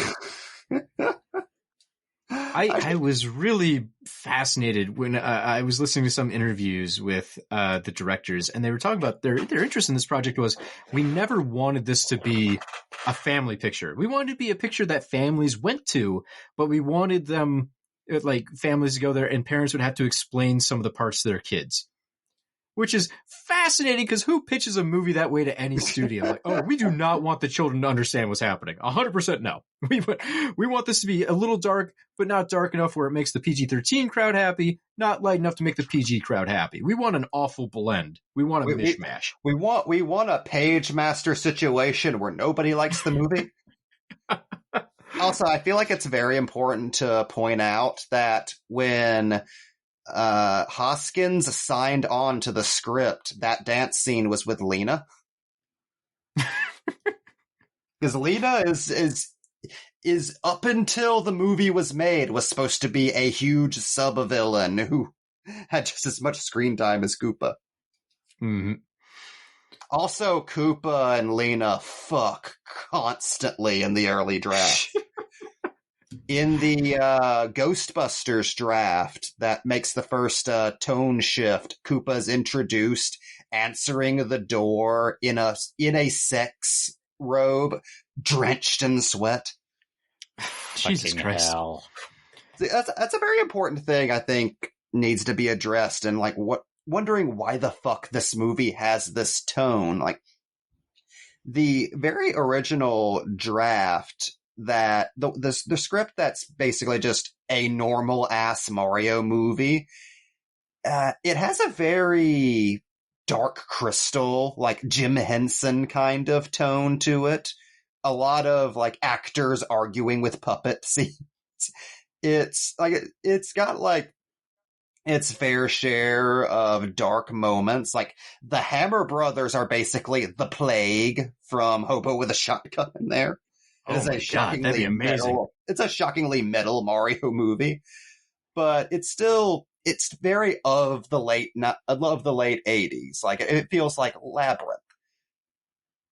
And by the time Morton and everyone was attached to it, like that time had passed, and the writers that they hired specifically said they did not like that script. They didn't think anything in it went hard enough. It wasn't funny enough, scary enough, weird enough. So they developed an initial script treatment that was an attempt to meld what was in that original draft with more adult humor, with like a sleazier, more Peter Venkman-ish Mario. And, a scarier Koopa and things like that. And they liked that version so much, they said, don't keep as little from the original script as you want. We like this movie. Let's just make this and push it further, which led to the later drafts having virtually nothing to do with Mario and just being several versions of a fairly serious sci-fi story, because they were actively trying to not be that first initial draft. So you get this weird game of telephone where everyone's basing what they're doing off of the previous draft, not on anything related to Mario. I want to point out for a second, going back to the idea of this being filmed in an abandoned factory, that makes the throne room make a lot more sense, right? I always wondered what this looked like when he was in power. Like, is there a rug there? Silo. It's just such a weird, sterile, white, like, it seems more like a high school gymnasium look than royalty, but all right. And as long as we're talking about tone, we could really hear it a moment ago, the Alan Silvestri score going very high on the wacky, fun adventure kind of notes. That's just the Mario theme to me. From what I've been, from what I've gathered, just kind of looking through notes, it sounds like Silvestri was instructed to go that route with the score because they were doing everything they could to lighten it up at the end. So it was an intentional move, not necessarily his input, that gave us that kind of wacky Flintstones score. I heard somebody describe it as a knockoff Honey, I Shrunk the Kids score, and I can't unhear it. Oh, yeah. Wow, yeah. Oh, and the pizza plot. So this is jumping to the end of the movie. The extended word cut has a moment that pays off the pizza gag. There's a lot of mention of the pizza throughout the movie. It feels like it should add up to something. In the work print version, as soon as Koopa is destroyed and turned into slime, the pizza driver there drives through the slime and tosses his pizza into the slime. It felt so good to see that finally. Yeah, and he had like a one-liner to be, like, how does that taste? And then drives off. And it's so weird because it completely undercuts everything else in the movie, but it resolves that one stupid joke they've been running with the entire time. I like to think that is why Mike and I have been obsessed since childhood with supervillains ordering pizzas. Oh, definitely. It all traces back to here. Koopa ordering a pizza is just, he's so excited, which is what I love about it. He's very personable with the pizza guy, which I enjoy very much.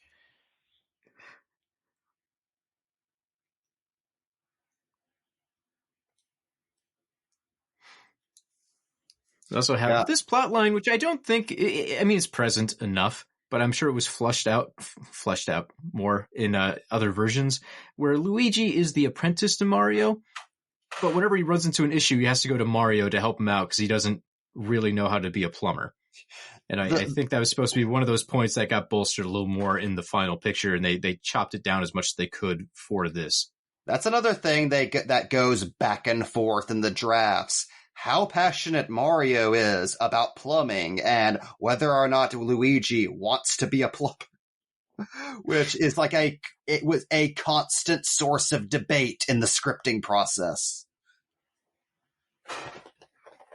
There are drafts of this movie where the entire plot seems to revolve around Mario and Luigi's relationship and their unresolved issues with their plumber father.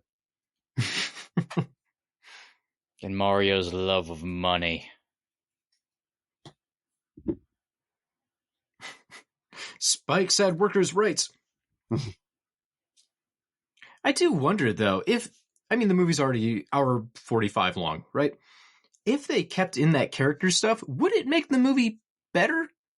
Or would it just be like, yeah, we get the beats, they make sense, but it's making this thing over 2 hours long? There's no version of the movie they filmed that's good. I'm sorry. That's where I'm leaning on, I don't think they were necessarily wrong to cut out a lot of those subplots. Maybe, fuck it, we know we're not making Shakespeare here, let's just cut to the chase. I can't say that extended work print isn't better, but at the same time, it doesn't need to be, this movie does not need to be over 2 hours. It's like the Dawn of Justice Ultimate Cut. It's at least a movie. Yeah. Honestly, this movie deserves an award for editing. The fact anything was cobbled together into any form of coherence is a goddamn miracle. Speaking of, the scripting process was so fucking slapdash that there's a draft that references this scene but doesn't have this scene in it. Jesus Christ. I do love this scene, by the way. The dancing was a late addition, wasn't it? So on the making of featurette, they kind of went into this and they decided okay, we need them to do something in the elevator. And it made it sound like they were already filming when they decided oh, we've got to put something in here for the dance. And so they decided it should be a snake charm. So I don't know if this was scripted, Jamie, previously, the full out scene, or if this was something they just kind of fucked around with, they knew something went in here and they just pulled it out of their ass pretty close to the day of filming. God, Toad's so happy. By the way, I don't know if you noticed, but in the elevator scene, you can clearly see that some of the Goombas have ID badges with the photo of them on it. So much love and care goes into the Goombas. And it's a really good animatronic face, right? He can do head tilts, his eyes squeeze and stuff. There's emotions there. The eyes move. That's a really good mechanical head. Well, they have distinct enough faces so that you can tell them apart. There's a difference between the Goomba Goombas and the Koopa Troopa Goombas. They're just real. I think that's what's so freaky, is they're just they're real. It's Goro from Mortal Kombat all over again. I saw it as a child, therefore I just assume it's real and I forgive all of its faults.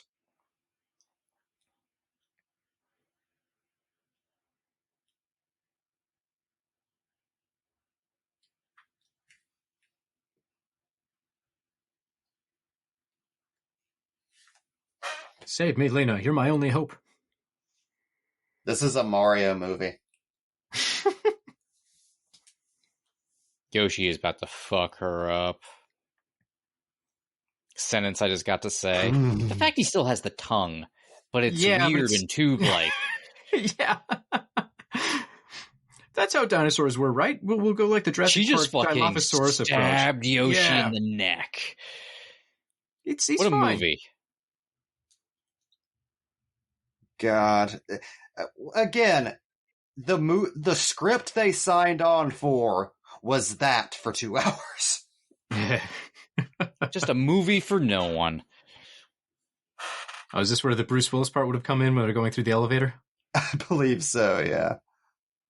The fact they all dance together makes me so happy. I like that this music exists in this dimension. Yeah, elevators there just have polkas. He's their leader. Why couldn't there just been more scenes with the Goombas? Why couldn't Goombas gotten a spinoff?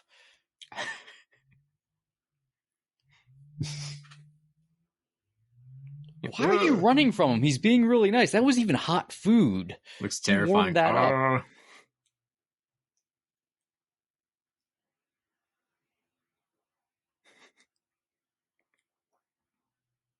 What is the term for those type characters? Like, there's got to be a stock name for them, because they're basically like Pain and Panic from the Hercules animated movie. I hear that type of character referred to as a Rosencrantz and Guildenstern, but I don't think that's accurate. I could kind of see it. Yeah, that could fit.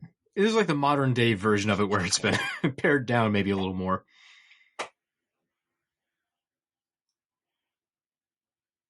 Also, Toad being lit on fire. Mm-hmm. I'm the one good Goomba. Why are you doing this to me? I think the entire creation of this movie can really be summed up with, instead of fire flowers, what if it's just a fucking flamethrower? Yeah, that checks out. It makes sense. Mario jumps really high? What if he loads bullet bills into giant mecha boots that boost him into the air? That's what's crazy is you expect so much of that stuff to have been Frankensteined together through pre-production, but pretty much this entire movie's structure, world, the ideas, it all comes from the second draft. That is just such a complete light switch transition from the first. The fact that so much that's weird about this movie was baked in practically from day one blows my mind. It makes me wonder, what was the sci-fi movie you were writing in your head before you were hired to write the Mario movie? Because you did not just pull all of this out of your ass.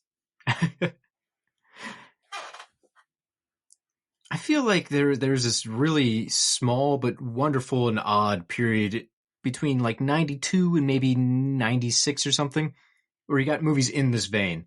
Ill-advised would probably be the best term for it, but because they have to do everything so practically, it becomes a weird, fucked up magic trick. I would say this, Judge Dredd for sure. Oh yeah. Well, that's maybe even Mortal Kombat, although that one really knew it needed to do the action scenes, and that was all it really needed. So it's probably more successful than this in a lot of ways. Oh, that's why, as bad as some of them are, I have so much affection for those 90s set porn movies. I can never truly dislike any movie where the production team had to make an entire world. No one's rushing to go rewatch the Flintstones movie these days, but man, they actually made Bedrock. I will have you know, Jamie, I bought the Flintstones on Blu-ray last year just so I could marvel at those sets. So there's dozens of us. And even you bring up Judge Dredd, that's been on my mind this week. No one's saying that's the definitive Dredd movie, but God, the fact that they made Mega City 1. Oh, exactly. Dredd is the good version of that property, and that's when I want to watch a good movie, I watch that. But every once in a while, I throw in Judge Dredd because I'm amazed by the giant killer robot puppet they made, or the giant sets, or all the stupid flying cars, and them having to do that with actual real built sets. It's astounding. Not all of it's convincing, but it's just amazing that they had to engineer it all. Well, yeah. I'm not one to go well, before CGI everything was better, but there is something to be said now. Not that the CGI artists aren't incredibly talented, but you see studios just throw pennies at them, so they're not actually able to use their full talent unless it's with something very big budget. Back in the 90s, suddenly a lot more money was able to be infused into movies that are like this. They're just these random side throwaway things. So you get, you go from Dick Tracy, Judge Dredd, The Shadow, Super Mario, fucking Mortal Kombat, for God's sake, all of these different things where you have these kind of dog shit movies. Not that everyone I named was bad or anything, but Judge Dredd is a dog shit movie. but it's beautiful for all of the craftsmanship, all these insanely talented people going to work and creating something out of nothing, and it's just amazing. So it's the difference between like an accidental bad movie and something like a sci-fi original movie that's just made to be bad and be mocked, and it doesn't work. Yeah, like that's one of the reasons it kind of breaks my heart that so many of these movies ended up part of the bad movie canon because of early internet movie criticism.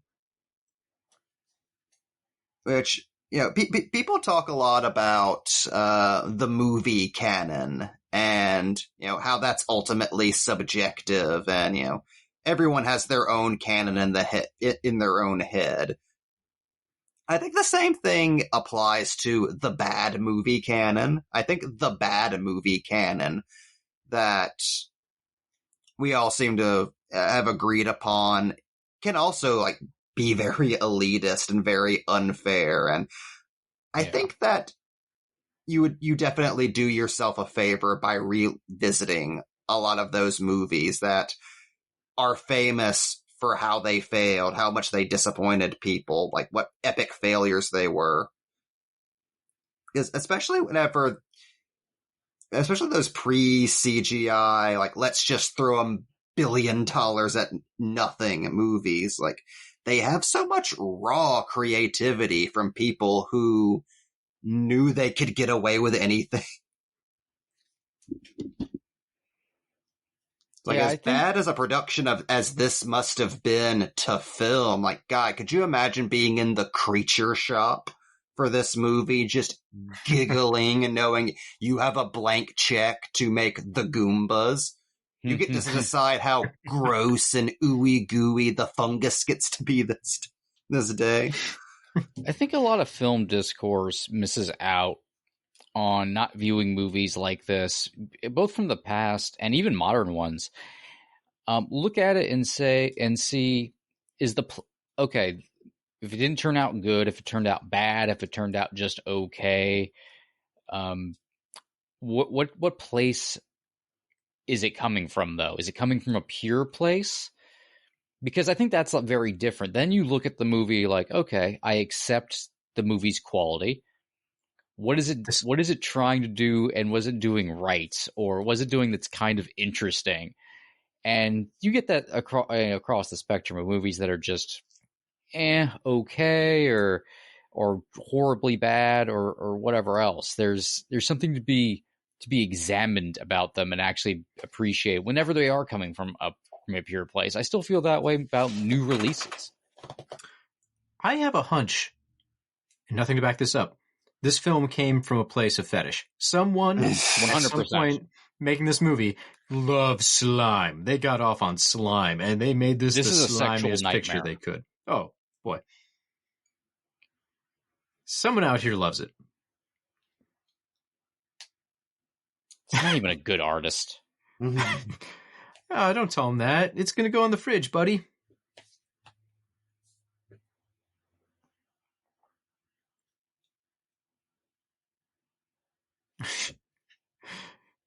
Mario gets his hero moment where he's just wearing very weird red and blue overalls. Even a simple design is like, just put on blue overalls and a red shirt. Like, no. We can have to make this complicated. Yeah, we can't do something simple. The actors would be too comfortable in overalls. And let's put them in blue for the poster. Also, I just want to point out that the mattress chase scene that we're about to see was still in the draft everyone signed on for, so they have no fucking excuse. Unbelievable. This was a direct the Goomba inspiration. Mattress. No, the Goomba mattress. Direct inspiration, I want to say, for all of the Nintendo 64 like ice sliding scenes. Every time you have to race a penguin, this is where it came from. It's like just Mario saving hookers. I love how it just looks like Mario's Dolomite.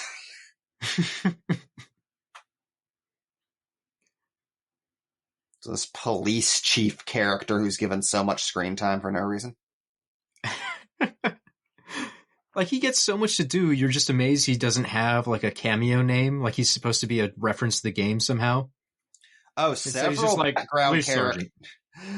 background characters are credited as, like, actual game characters because they're people from other scripts that were just kept in as stage direction by the end. Another pizza reference. So what this really reminds me of, this particular scene, but the movie as a whole, I just finished reading about Spider-Man Turn Off the Dark, Song of the Spider-Man. And it feels like the same thing. Like, we started with one vision, and then they wanted us to make something kind of palatable, and we ended up with something no one liked. Just the various versions of it, people being stuck on certain sets and saying, no, we need to keep this, and just being hung up on one weird detail that derails everything else because they can't let it go. But also, God, that whole play, I'm amazed, happened because Marvel had to sign off and say, yeah, you've got the rights. And they fought him a lot of the time because they're like, isn't this a little too horny? And I'm just amazed at the time Nintendo wasn't on set just watching this going like, what the fuck are we? No. Someone say no. I mean, they learned their lesson. Obviously, Nintendo made a big fuss about everything else they were doing afterwards, but I'm still shocked that in the 90s, Nintendo didn't want to complete control over one of these properties. The fact this wasn't filmed in Hollywood, I think, also helped a lot. Yeah, oh yeah. They were just left to their own devices.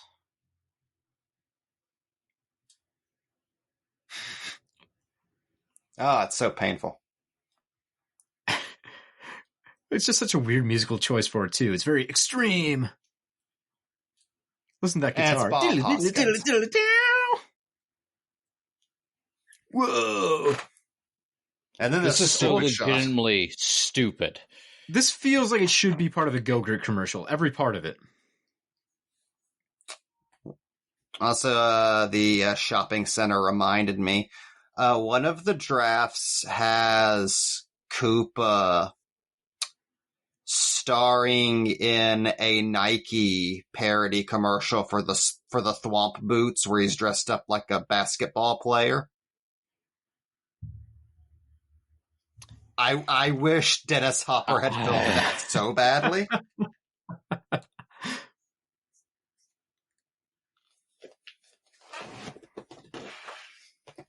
Goddamn Goombas. I like Mario having the bullet bill pack there, like Dolph Lundgren's Punisher knives.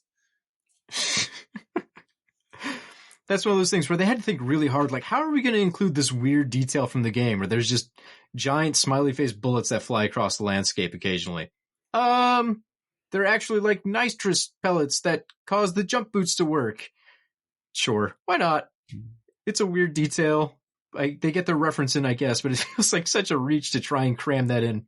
I kind of miss the days of like, I mean, it's like, I'm glad it's over, but I also miss the days where that's how adaptions worked. It would just be the most random way to include something. Oh God, in the original second draft, they get the Thwomp boots almost immediately on entering Dino Hatton, and they use them constantly. That would have cost money. I do wonder sometimes, like, what would it have been like if some of my favorite video games from the current age had been adapted in this period? Like, you just imagine them doing BioShock like this, where they actually have a gigantic warehouse made up as Rapture, but, like, the Big Daddy isn't anything like the Big Daddy of the games. Oh, it's Vinnie Jones. Also, I want to say, in the script they signed off on, Lena, her role and Koopa's in the third act are reversed, where it's actually Koopa who steals the rock and leaves her behind to activate the meteorite. And when she's chasing after him, the worlds merge, and she is teleported into a production of The Phantom of the Opera and is crushed by a chandelier. Oh. Okay. I mean, she gets a pretty grim ending in this one where she's just fried into a skeleton. So they always had it out for that character. Something bad was going to happen to her. I love that shot so much. Oh, yeah. You can't go wrong with a long tunnel and someone running down it. The best shots in Alien vs. Predator are whenever they're going down that giant ice shaft.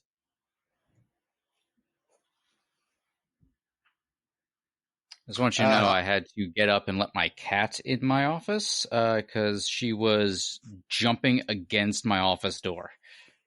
So we are now Mike, joined you have by to trust the Baphomet. fungus! Mike! Slam against walls. Baphomet, do you have thoughts on the Super Mario Brothers movie?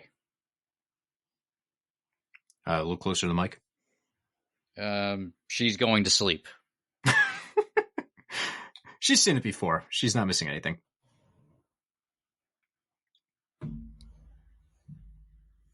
Come on, girls, let's attack. Let's just many ignore this chick. I want that sparks Electric in this movie. Koopa fucking Koopa with the babies so badly. Okay, here we go. What a huge build-up. And the payoff, it's like, oh god, it's such a good tease. This is And the another movie- Ed Solomon edition, which makes all the sense in the world. 'Cause This is a throughout the whole total movie, noisy right? cricket payoff here. Well, I mean, throughout the movie, they've been teasing like, Mario, there's a thing, the fungus is trying to give it to us. Let's go. Luigi finally gets it, gives it to Mario. Mario realizes, I gotta use it. The anticipation, because even the villain backs up and goes, ba-bum, like he freaks out. And then this great twist of the letdown, it falls through the grates. Oh no! But it keeps walking. And we follow this thing through the entire climax. So you're thinking like, fuck, this has gotta be important. Taxi drivers see this thing on the road and they panic, they slam their brakes. You think it's going to be like a nuke, like it'll just destroy Bowser. And then we just get him knocked off this tower. Like he gets knocked into the bucket again, where he was originally. It's such a letdown because everything that leads up to it is such a great tease. Like pitch perfect design and everything, and they just fumble the ball in the end zone.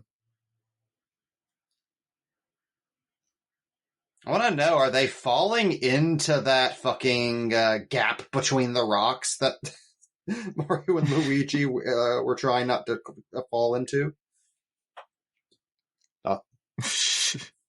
Oh, it's the Also, I know- angel they dug up in an Simpsons. episode of The Simpsons. I think the same thing every time I see it.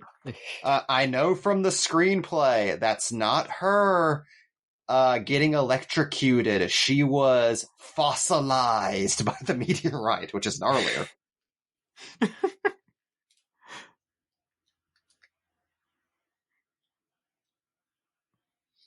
I feel so bad for actors when they have to be like, okay, just pretend there's an ethereal lightning storm and just kind of act against it. Pretend the Enterprise is being hit by photon torpedo. Yeah, exactly. But they're not even shaking the camera. So poor John Leguizamo's just in the background, like kind of like twitching his body around, like, ah! Or this, if you see the work print edition, it's hilarious because they just have to stand there and look at nothing as the CGI dissolves around them. It was the Emerging. only way, Luigi. Dennis Hopper and Bob Hoskins are sharing the screen right now. We're it's here. merging! That's incredible to me. Okay, guys, remember earlier when I said that in the other scripts, the Doctor Strange universe that Mario teleports into comes back? Yes. The entire first half of the third act slobber knocker battle between, never forget, between Mario and Koopa is them battling across the multiverse as they keep falling into the void and into various alternate universes where Mario and Koopa change shape into whatever the world is. So I think there's like an all plant world where they battle as trees and shit. Like literally something from a fucking Marvel movie. And then they land in New York and Bowser has fully formed into the T-Rex. And I want to know why they thought they could ever afford any of that. Okay, couple thoughts. A, wow, that's literally the scene from Multiverse of Madness. B, and my other thought is that also breaks the rule of like the movie itself, which It makes is like no it's not like sense. if Mario doesn't go into the Dino Hat and change form, so it just doesn't make any goddamn sense. Also, real quick, He shrinks. The fungus that Mario had is supposed to become a piranha plant when it's hit by the gun. That's the point of that scene. They just couldn't get the effect to work. It seemed very weird. He just pulled out a bit of mushroom at the last second, like, oh, all right, here we go. And then it gets big for a second. Boom! Yeah, one thing I've learned from the script. One thing I've learned from the scripts is seemingly no one working on any of them could agree on what the bomb was called and how it was spelled. It's a bomb. It's a bow bomb. It's a bomb. Everything but bomb. Sex bomb. It's if only there was a manual of some kind that had all this shit written down.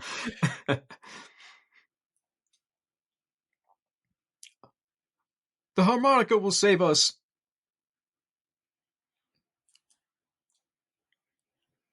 The Goombas are dancing.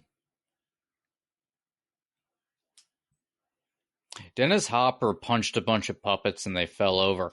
This is still... It sounded like bowling ball pins. Still less embarrassing than anything in Waterworld. Okay, one thing about Waterworld, because one, I don't think it's... I don't love Waterworld. But the moment where they drop the torch down the refinery, and there's the guy whose job it is to check the oil to see how deep it is, sees the fire go down, and just goes... oh, thank God, before it gets blown up. One of the best jokes in any movie, funny or unintentional funny. It's just the funniest thing ever made. This right here sums up 90s movies to me. Oh my God, Koopa's about to have the coolest final transformation ever, and it's over. There you go. Oh, they're devolving him, and he gets blown sky high, but not killed. I really want to see that puppet up close. They have some good shots of it in the making of featurette, so you can get a decent glimpse of it. And then he comes out, and they just devolve him more. It's like, they didn't need to blow him up. They were already doing that. I'm so mad, because it was such a good setup. With this head of a T-Rex, I think. It looks kind of cool, I guess. Yeah, I mean, you can see it from the side a little better. And it seems a little more Koopa-y. They don't have the big shell on him.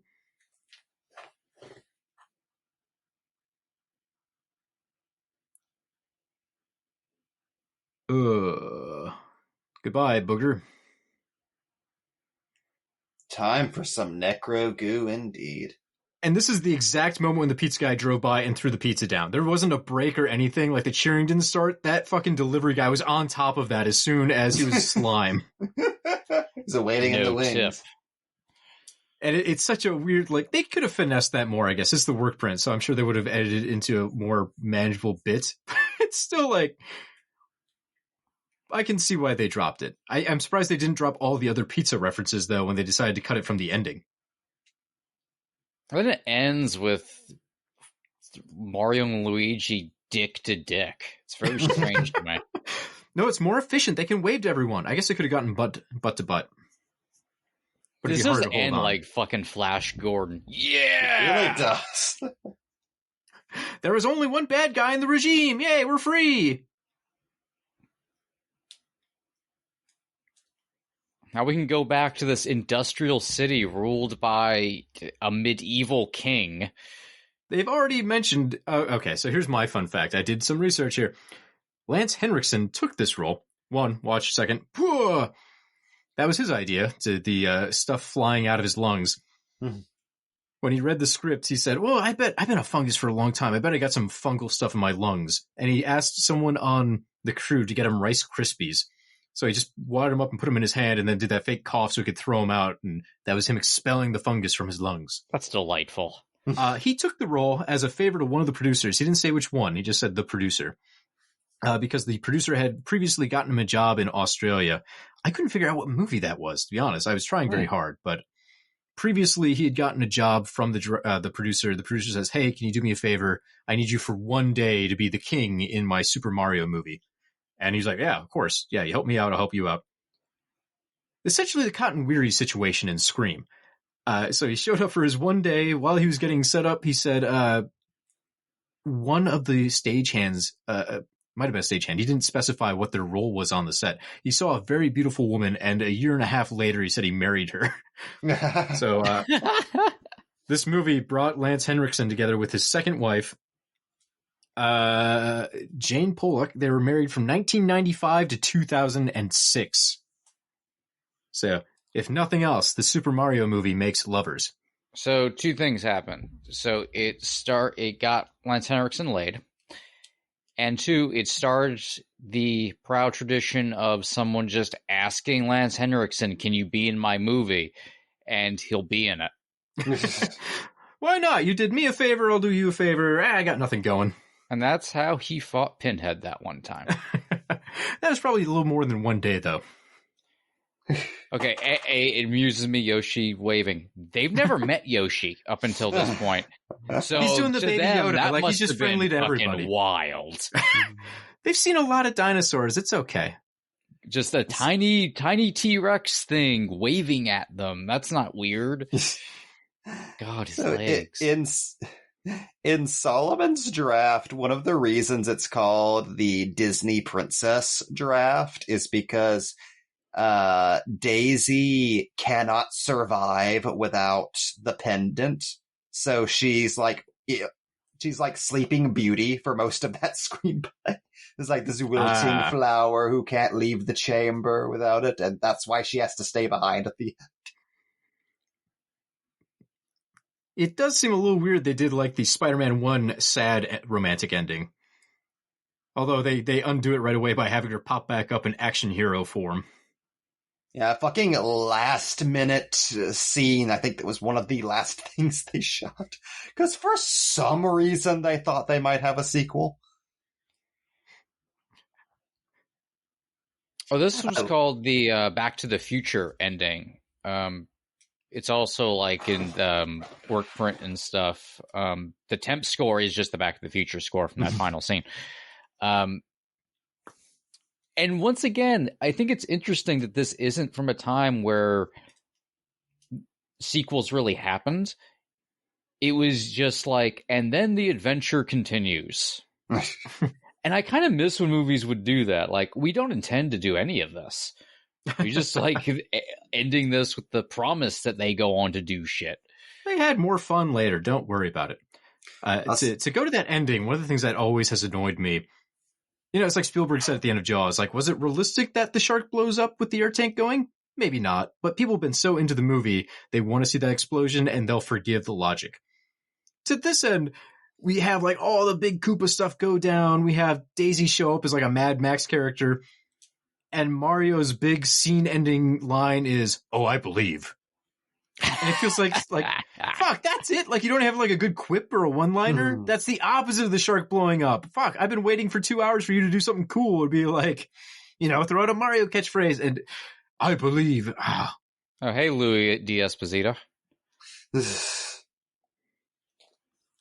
I have been obsessed since childhood with the transition from Silvestri's score into Almost Unreal by Roxette. It's kind of beautiful. I still listen to this song all the time. I'm not gonna. It's magical. I'm mad this soundtrack is good. Sounds like.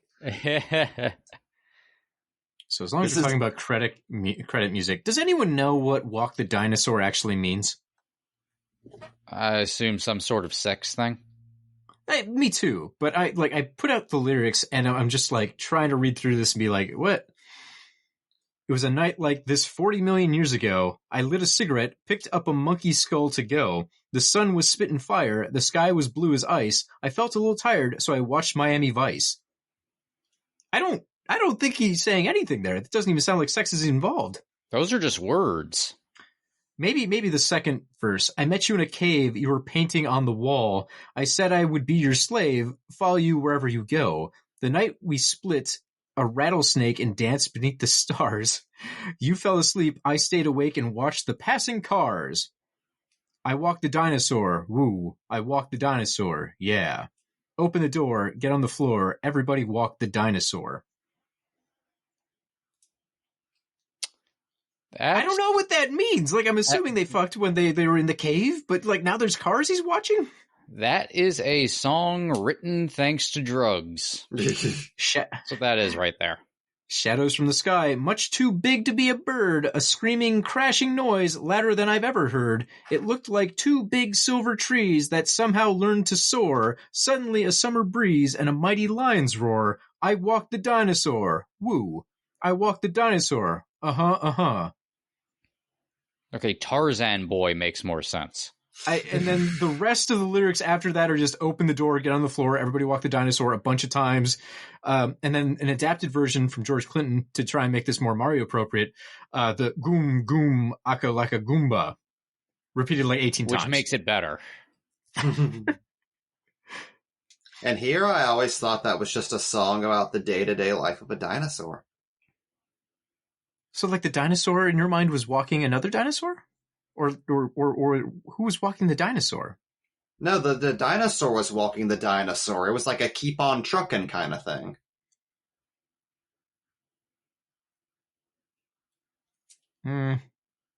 Look, that is the beat of a song that's all about how cool it is to be a dinosaur man.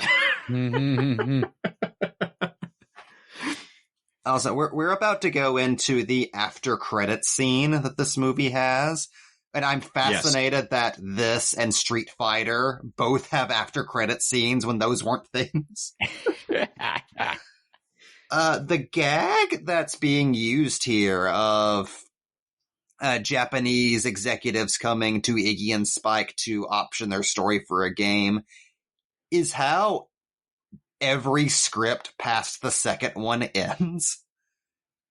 But the difference is, up until this point, the ending was Iggy and Spike putting on white overalls and going to work at the Super Mario Brothers Plumbing Company, which is now being funded by Scapelli in exchange as a reward for rescuing Daniela, who also buys them a tricked out plumber mobile like the Ghostbusters.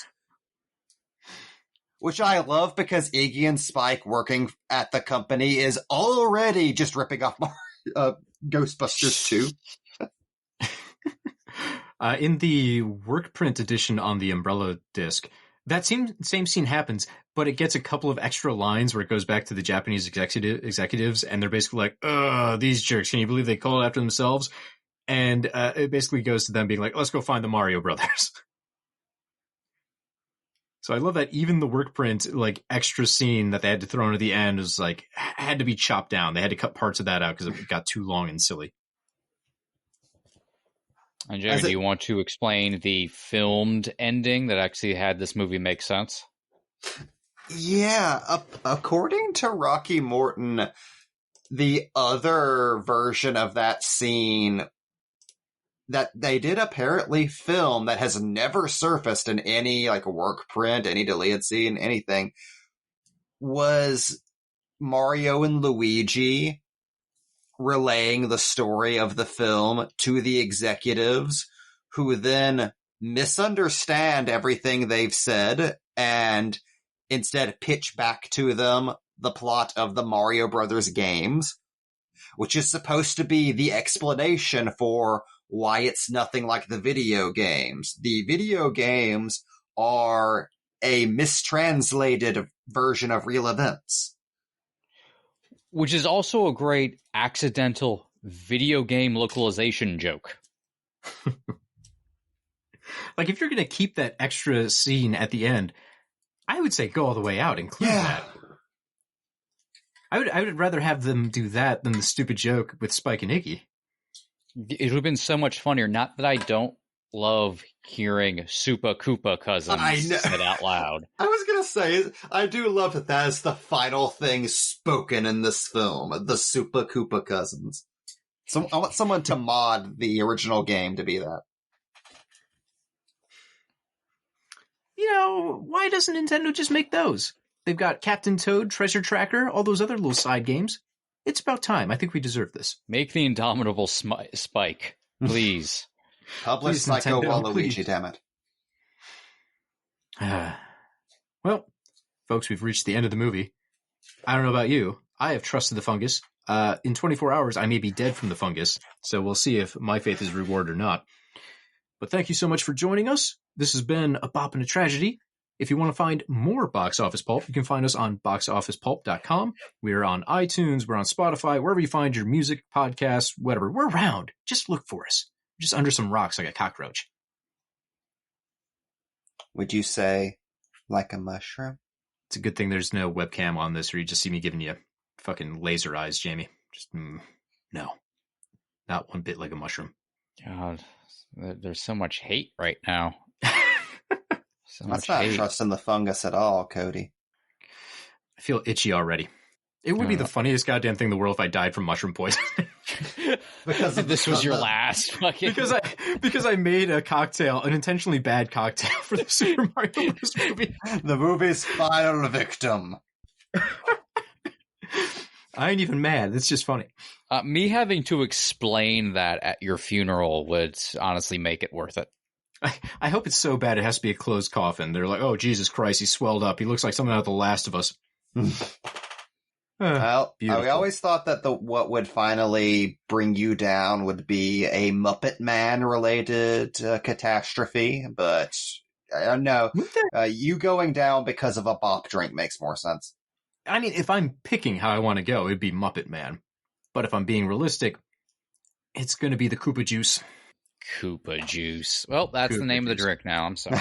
You have to change the name. Well, folks, I think that's it. This has been Box Office Pulp. Thank you so much for listening. That's a wrap. Get the hell out of here. Love those plumbers. You get more out of life when you go out to a movie.